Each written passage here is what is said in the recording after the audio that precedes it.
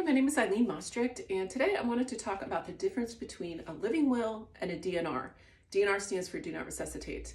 Clients come in here a lot, and whether we're doing their estate planning or Medicaid planning, we're talking about their advance directives. One of those that lawyers help with is called a living will.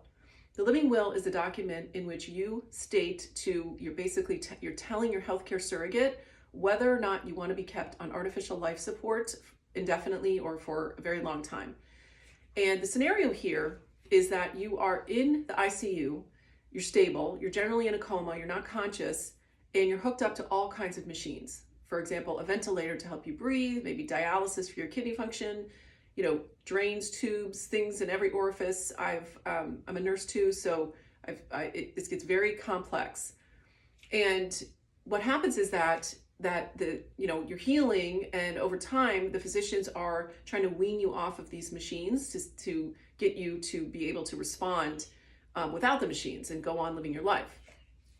And often that happens, but sometimes it doesn't.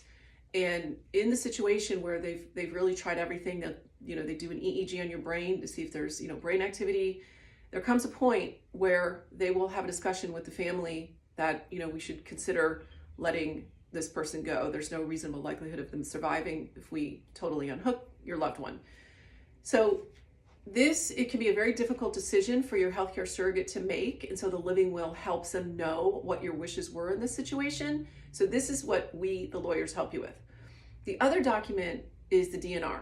And this is what your physician helps you with. The DNR, the Do Not Resuscitate order, is on a yellow piece of paper.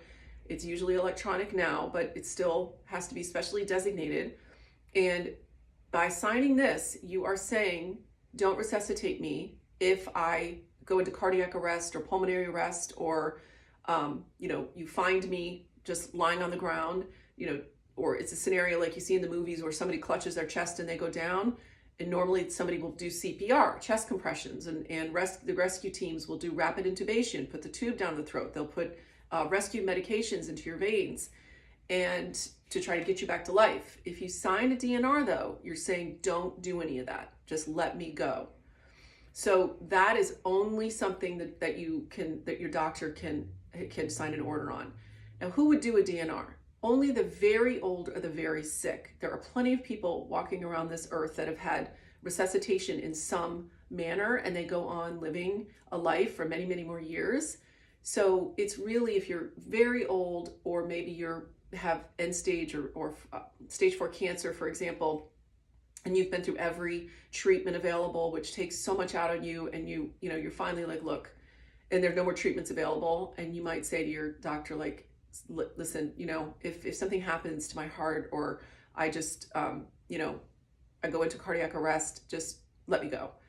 That is a situation that doctor might sign that order. So, but it's a discussion that you have with your physician. So remember, living will, your lawyer; the DNR, your doctor.